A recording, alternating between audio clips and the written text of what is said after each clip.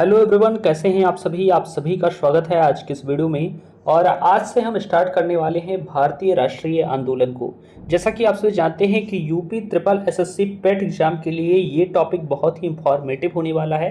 Total 5 अंक के प्रश्न इस टॉपिक से पूछे जाते हैं आपके एग्जाम में। तो अगर आप इस वीडियो सीरीज को पूरा फॉलो कर लेते हैं तो आपके ये 5 अंक एकदम कंफर्म हो जाएंगे। हम बेहतर तरीके से भारतीय राष्ट्रीय आंदोलन को समझने वाले हैं बहुत ही कम क्लासेस में, और बेहतर तरीके से मैं आपको इसके नोट्स भी प्रोवाइड करने वाला हूं।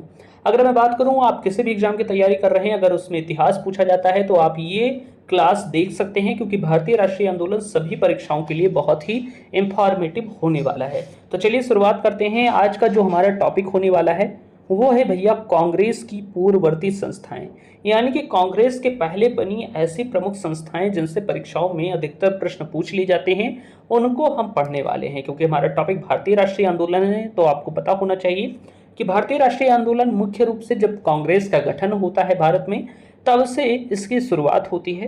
तो हम वहीं से शुरुआत करने वाले हैं, लेकिन कांग्रेस के पहले की कुछ प्रमुख संस्थाओं के बारे में पहले हम जान लेंगे और कल की क्लास में हम कांग्रेस की स्थापना के बारे में भी पढ़ेंगे। तो चलिए शुरुआत करते हैं कांग्रेस की पूर्ववर्ती संस्थाओं के बारे में। पहली संस्था जो हम पढ़ने वाले हैं उसका नाम है बंग भाषा प्रशासन सभा। पहली संस्था आपको दिखाई दे रही होगी, बंग भाषा प्रशासन सभा। अगर मैं इस संस्था की बात करूं तो इसकी स्थापना क्यों हुई थी, तो इसका मुख्य रीजन था कि ब्रिटिश शासन में भारतीयों की वास्तविक स्थिति का पता लगाने के लिए इसका गठन किया गया था। यानी कि बंग भाषा प्रशासन सभा का मुख्य उद्देश्य था कि ब्रिटिश शासन में भारतीयों की स्थिति कैसी है उसे पता लगाने के लिए इस सभा का गठन किया गया था। इसमें इंपॉर्टेंट बात क्या है भैया, तो आप कहेंगे इसकी इंपॉर्टेंट बात ये है कि यह बंगाल की पहली राजनीतिक संस्था थी। आपको ध्यान रखना है, अगर आपसे कोई भी पूछे कि बंगाल की पहली राजनीतिक संस्था कौन सी थी, तो वो थी भैया बंग भाषा प्रशासन सभा। अच्छा, मैं बात करूं कि जो बंग भाषा प्रशासन सभा था इसकी स्थापना किसके द्वारा की गई थी, तो आपको ध्यान रखना है कि बंग भाषा प्रशासन सभा की स्थापना राजा राम मोहन राय के समर्थकों के द्वारा की गई थी। इतनी चीज़ें आपको क्लियर हो गई होंगी। बंग भाषा प्रशासन सभा के बारे में हमने जान लिया है सारी चीज़ें। अब हम बात करते हैं दूसरी संस्था के बारे में, जो कि है लैंड होल्डर सोसाइटी। कौन सी सोसाइटी, तो लैंड होल्डर सोसाइटी, इसके बारे में हम बात करने वाले हैं। अगर मैं बात करूं लैंड होल्डर सोसाइटी की, तो इसे जमींदार यूनियन भी कहते हैं या जमींदारी एसोसिएशन भी कहते हैं, जमींदार एसोसिएशन भी कहते हैं। इसका मुख्य उद्देश्य क्या था कि आखिर इसके पीछे क्या कारण था कि लैंड होल्डर सोसाइटी की स्थापना हुई, तो जमींदारों के हितों के संरक्षण के लिए इसकी स्थापना की गई थी। यानी कि आप जानते हैं कि पहले के समय में जमींदार हुआ करते थे, तो उन जमींदारों के हितों के संरक्षण के लिए लैंड होल्डर सोसाइटी की स्थापना हुई थी, क्योंकि अंग्रेजों ने जमींदारों के प्रति कुछ पाबंदियां लगा दी थी और इसी के लिए इस सोसाइटी की स्थापना हुई थी, इस संस्था की स्थापना हुई थी कि ये जमींदारों के हितों का संरक्षण कर सके और जमींदारों की मांगों को ब्रिटिश सरकार तक पहुंचा सके। अगर मैं बात करूं लैंड होल्डर सोसाइटी की, तो यह भारत की प्रथम राजनैतिक संस्था थी। ये बात आप ध्यान रखिएगा, अगर आपसे कोई पूछे कि भारत की प्रथम राजनैतिक संस्था कौन सी थी, तो वो थी भैया लैंड होल्डर सोसाइटी, या जिसे हम जमींदार एसोसिएशन भी कहते हैं, जमींदार यूनियन भी कहते हैं। इसके संस्थापक कौन थे, जो संस्थाएं हैं उनके संस्थापकों से अक्सर प्रश्न पूछ लिए जाते हैं, तो आपको हर हाल में ये ध्यान रखना है कि संस्थापक का नाम क्या था। तो भैया जो लैंड होल्डर सोसाइटी थी उसके संस्थापक का नाम द्वारिका नाथ टैगोर था। 1837 से 1838 के मध्य इस सोसाइटी की स्थापना द्वारिका नाथ टैगोर जी के द्वारा की गई थी। इसके पश्चात हम बात करते हैं अगली संस्था के बारे में। अगली संस्था जो है भैया वो है बंगाल ब्रिटिश एसोसिएशन। क्या नाम है, आप कहेंगे बंगाल ब्रिटिश एसोसिएशन। अगर मैं इस संस्था की बात करूं तो इसकी स्थापना क्यों हुई थी, तो आप देखेंगे कि अंग्रेजों के शासन के अंतर्गत भारतीयों की वास्तविक स्थिति का पता लगाने के लिए इस संस्था की स्थापना हुई थी। यानी कि बंगाल में ब्रिटिश शासन में भारतीयों की स्थिति कैसी थी इसकी जानकारी प्राप्त करने के लिए, उनकी स्थिति को सुधारने के लिए बंगाल ब्रिटिश एसोसिएशन की स्थापना हुई थी। अगर मैं बात करूं कि इसकी स्थापना कब हुई, तो आप कहेंगे 1843 ईस्वी में हुई थी और जॉर्ज थॉमसन के द्वारा इसकी स्थापना की गई थी। ये बात भी आप ध्यान रखिएगा, ये एक अंग्रेज थे, इन्हीं के द्वारा इसकी स्थापना की गई थी। आगे आप देखेंगे भैया कि जो ये लैंड होल्डर सोसाइटी थी और बंगाल ब्रिटिश एसोसिएशन था, ये दोनों आपस में आगे चलकर मिल जाएंगे। यानी कि लैंड होल्डर सोसाइटी और बंगाल ब्रिटिश एसोसिएशन एक दूसरे से क्या करेंगे, विलय कर लेंगे, यानी कि एक दूसरे में मिल जाएंगे और उसके परिणाम स्वरूप एक नई संस्था का गठन होगा। उस संस्था का क्या नाम है उसके बारे में अब हम जान लेते हैं।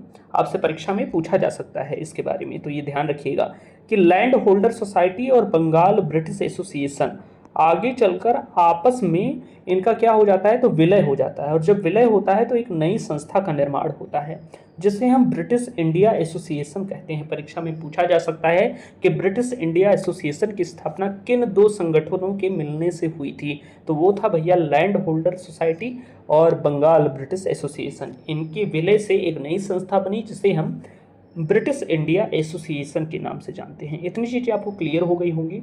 अब हम बात करेंगे ब्रिटिश इंडिया एसोसिएशन के बारे में।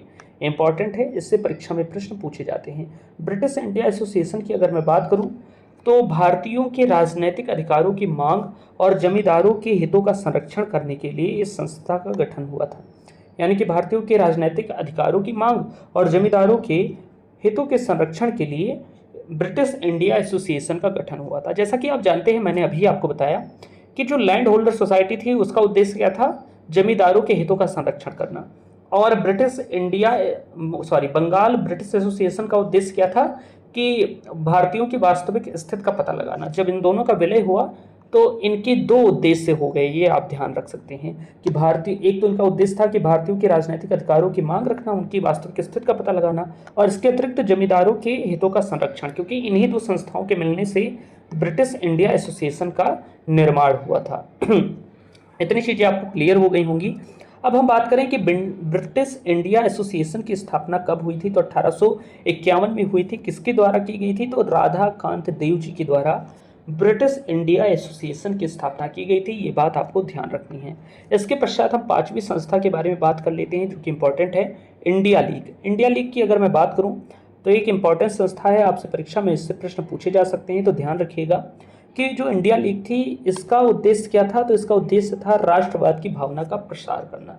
यानी कि भारत में राष्ट्रवाद की भावना को जगाना ही इसका मुख्य उद्देश्य था और इसीलिए इंडिया लीग की स्थापना हुई थी। इसकी स्थापना कब हुई भैया, तो आप कहेंगे इसकी स्थापना 1875 में हुई थी। किसके द्वारा की गई थी, तो शिशिर कुमार घोष जी के द्वारा 1875 में इंडिया लीग की स्थापना की गई थी। ये बात आप ध्यान रखेंगे। बात करूं अगर मैं शिशिर कुमार घोष जी की, तो इन्होंने एक पत्रिका भी लिखी थी जिसे हम अमृत बाजार पत्रिका के नाम से जानते हैं। किस पत्रिका के नाम से जानते हैं, तो आप कहेंगे अमृत बाजार पत्रिका के नाम से जानते हैं। आपसे परीक्षा में पूछा जाए कि अमृत बाजार पत्रिका के संपादक कौन थे, तो आप कहेंगे शिशिर कुमार घोष। इतनी चीज़ें आपको क्लियर हो गई होंगी। आगे हम और चीज़ों के बारे में बात करते हैं। अब जो सबसे इम्पॉर्टेंट है भैया संस्था, वो है इंडिया एसोसिएशन, जिसे हम भारत संघ के नाम से जानते हैं। इससे परीक्षा में प्रश्न ज़्यादा पूछे जाते हैं, ये सबसे इंपॉर्टेंट है, तो हर हाल में इसे तैयार कर जरूर जाइएगा। इंडिया एसोसिएशन की बात करें तो इसे हम भारत संघ भी कहते हैं। इसे हम क्या कहते हैं, तो इसे हम भारत संघ भी कहते हैं।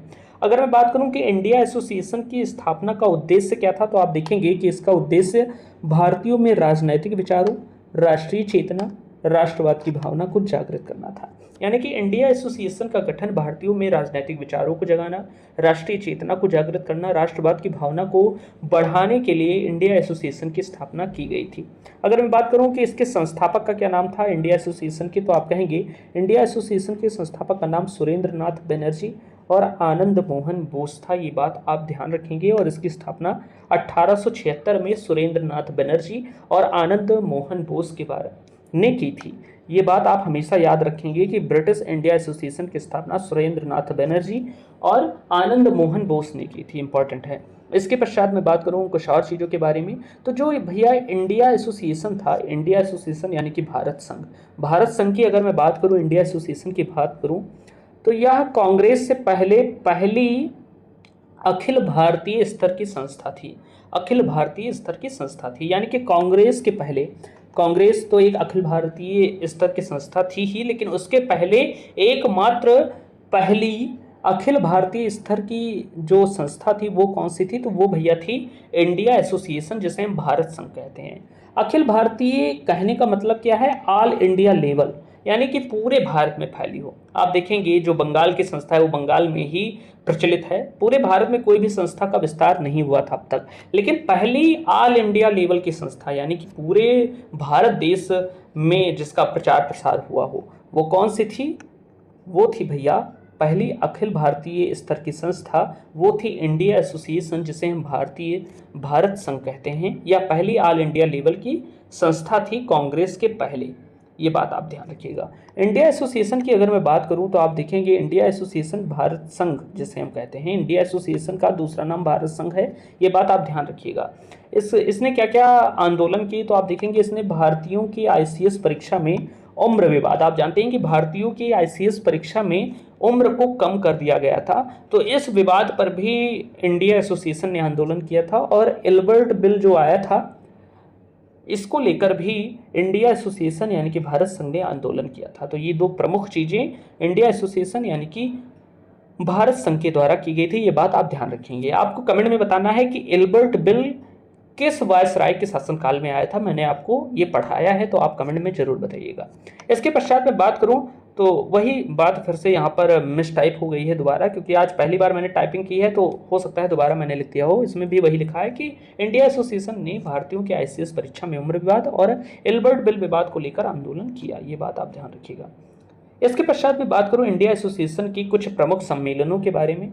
तो इंडिया एसोसिएशन की अगर मैं बात करूँ तो साथ ही इसका प्रथम अखिल भारतीय सम्मेलन का आयोजन 1883 में हुआ था। कहाँ पर? तो कलकत्ता में। इसके अध्यक्ष कौन थे? तो आनंद मोहन बोस थे। ये बात आप ध्यान रखिएगा कि इसके अध्यक्ष आनंद मोहन बोस थे। इंडिया एसोसिएशन भारत संघ की प्रथम अखिल भारतीय सम्मेलन का आयोजन 1883 में कलकत्ता में हुआ था और इसके अध्यक्ष आनंद मोहन बोस थे। इतनी चीज़ें क्लियर हो गई।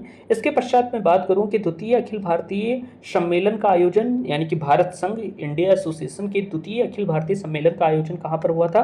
तो 1885 में हुआ था भैया, कलकत्ता में ही, और इसके अध्यक्ष सुरेंद्र नाथ बनर्जी थे। ये बात भी आप ध्यान रखेंगे। अच्छा, आगे चलकर क्या होता है कि 1886 में इंडिया एसोसिएशन यानी कि जो भारत संघ है उसका विलय भारतीय राष्ट्रीय कांग्रेस में हो जाता है। 1885 में भारतीय राष्ट्रीय कांग्रेस का गठन होने के बाद 1886 में ही इंडिया एसोसिएशन यानी कि भारत संघ का विलय किसमें हो जाता है? तो भारतीय राष्ट्रीय कांग्रेस में हो जाता है। और इसके बाद सिर्फ एक संस्था जो सबसे ज़्यादा प्रचलित हुई वो थी भारतीय राष्ट्रीय कांग्रेस संस्था, और इसी में इंडिया एसोसिएशन का क्या हुआ? विलय हो गया था। ये बात आप ध्यान रखेंगे। 1886 में, ये इंपॉर्टेंट प्रश्न है, आपसे पूछा जा सकता है कि भारतीय राष्ट्रीय कांग्रेस में इंडिया एसोसिएशन का विलय कब हुआ? तो 1886 में हुआ था। इसके अतिरिक्त एक प्रमुख संस्था और है जिसके बारे में हम जान लेते हैं, उसका नाम है बॉम्बे प्रेसिडेंसी एसोसिएशन। इसकी बात करूं तो ये 1885 में स्थापित हुई थी और इसके संस्थापक कौन थे? तो ये ध्यान रखिएगा, फिरोज शाह मेहता, बदरुद्दीन तैयब जी और केटी तेलंग, ये तीन लोग थे जिनके द्वारा क्या किया गया था? तो बॉम्बे प्रेसिडेंसी एसोसिएशन की स्थापना की गई थी। फिरोज शाह मेहता, बदरुद्दीन तैयब जी और केटी तेलंग। इंपॉर्टेंट है, पूछा जा सकता है, इसलिए मैंने इसे शामिल किया है। तो उम्मीद है बेहतर तरीके से मैंने अपने नोट्स के माध्यम से, हैंड रिटन नोट्स के माध्यम से आपको ये सारी चीज़ें बताई हैं। उम्मीद है आपको ये पसंद आई होंगी। और अगर आप चाहते हैं कि ऐसी सीरीज मैं कंटिन्यू करूं तो आप कमेंट में ज़रूर बता दीजिएगा। और अगर आपको इस पीडीएफ को प्राप्त करना है तो नीचे टेलीग्राम चैनल की लिंक है, वहां से आप ज्वाइन कर सकते हैं। नमस्कार, धन्यवाद।